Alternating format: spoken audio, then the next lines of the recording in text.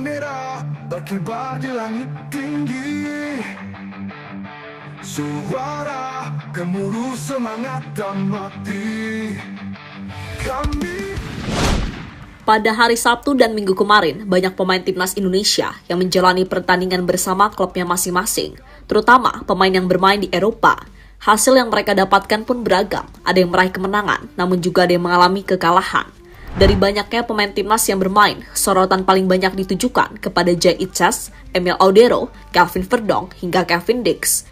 Hal yang sangat wajar karena mereka bermain di 5 besar liga paling bergengsi di Eropa. Tak hanya bermain di liga paling bergengsi, para pemain timnas juga mendapatkan kesempatan untuk melawan bintang-bintang dunia. Misalnya dini hari tadi, saat Bang Jai harus melawan Lautaro hingga Marcus Thuram, 2 striker andalan Inter Milan. Dan untuk itu inilah cerita dari para pemain timnas yang berkarir di liga-liga Eropa.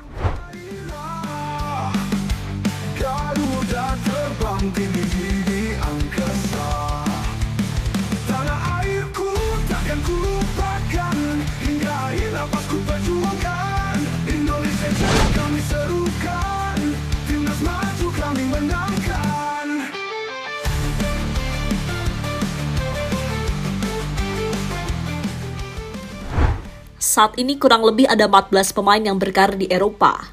Liga tempat mereka bermain pun berbeda-beda, mulai dari Serie A, Eredivisie, Ligue 1, Bundesliga, hingga liga di Eropa lainnya. Dari 14 pemain tadi, kebanyakan menjadi andalan bagi pelatih mereka, misalnya ditunjukkan oleh Nathan Chuaon.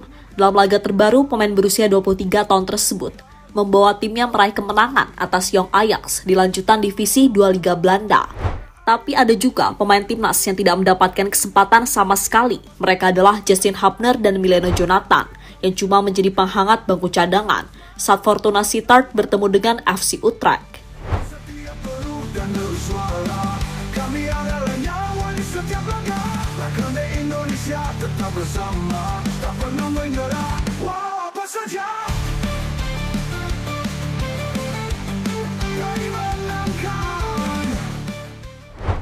Lanjut ke pemain lain, kali ini momen tak terlupakan dialami oleh Verdonk. Dirinya akhirnya menjalani debutnya saat Lille melawan Lens di lanjutan Liga Prancis. Dengan debut tersebut membuat Verdonk mencatatkan sejarah dengan menjadi pemain Indonesia pertama yang bermain di Ligue 1. Performanya di lapangan pun cukup bagus. Buktinya, berdasarkan situs dari Fotmob, Verdonk mendapatkan nilai 7,2. Dengan catatan melakukan tackle sebanyak 2 kali, intercept 1 kali, dan clearances 1 kali. Dalam aspek menyerang, dirinya juga mampu melakukan 1 kali tembakan dan menciptakan 1 peluang berbahaya. Sayangnya, kerja keras yang ditunjukkan oleh Verdonk malah mendapatkan kritikan dari fans Lille. Kritikan itu diberikan kepada fans Lille, menilai jika Verdonk gagal membuat lini pertahanan timnya solid. Akibatnya Lille harus menelan kekalahan dari Lens dengan skor 3-0. Setelah pertandingan selesai, hujatan demi hujatan akhirnya didapatkan oleh Verdonk.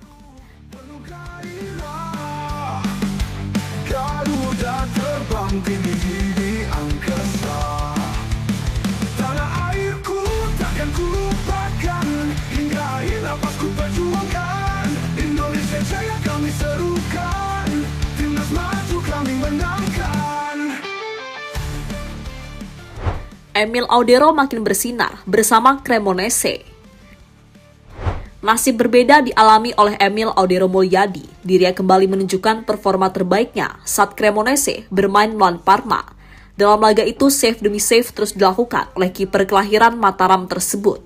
Jika melihat statistiknya, Emil mampu melakukan save penting sebanyak 3 kali. Save yang membuat pertandingan harus berakhir imbang. Dengan hasil itu, kini membuat Cremonese menjadi salah satu tim yang belum terkalahkan di Serie A musim ini.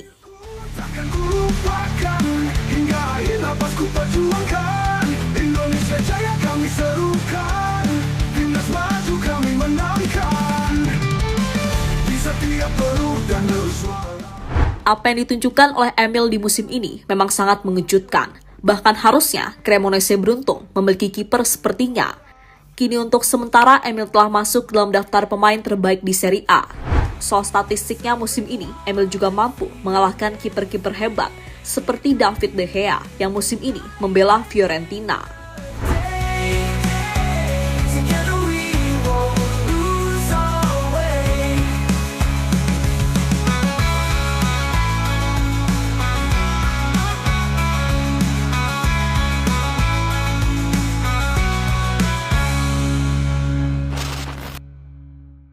pengalaman Jay Itzes melawan para bintang Inter Milan.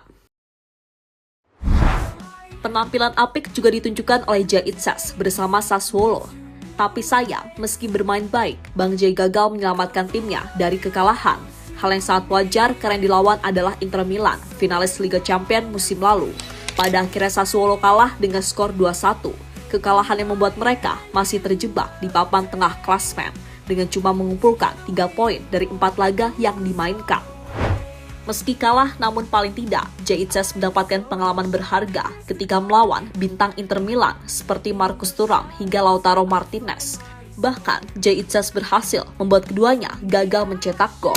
Pengalaman yang bisa dibawa Jay Itzes ketika nanti dirinya membela timnas Indonesia saat bermain di babak keempat kualifikasi Piala Dunia. Jika Martinez dan Marcus Thuram mampu dijinakan, harusnya striker Arab dan Irak juga bisa dikendalikan dengan mudah oleh kapten timnas Indonesia tersebut.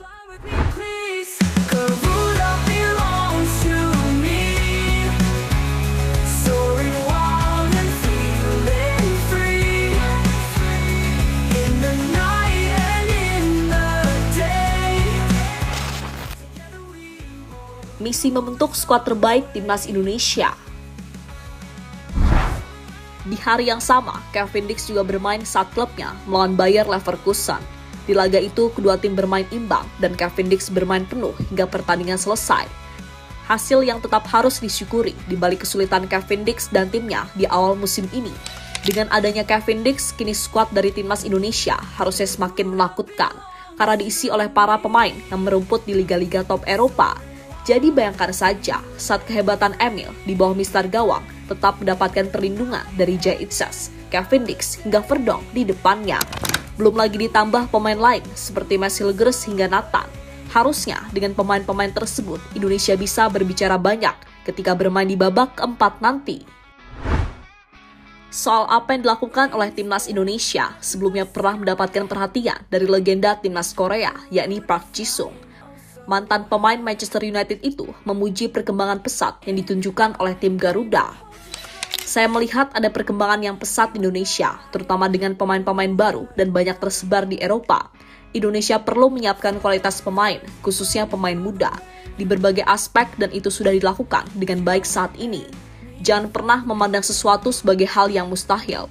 Semuanya bisa terjadi asal dilakukan dengan bekerja keras dan profesional. Dan Indonesia sudah melakukan banyak hal yang benar, kata Park Ji-sung pada media.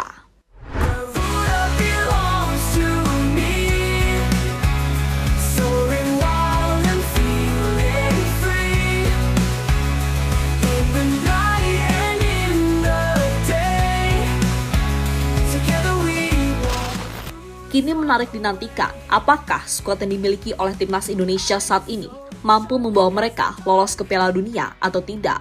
Dan jawabannya akan terlihat bulan depan saat timnas melawan Arab Saudi dan Irak. Soal kualitas pemain, harusnya Indonesia tidak kalah dari dua negara tersebut.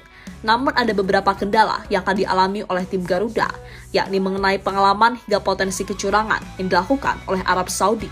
Maka dari itu, selain melakukan persiapan maksimal, timnas Indonesia tetap harus waspada soal potensi kecurangan yang bisa saja sudah direncanakan oleh tim tuan rumah.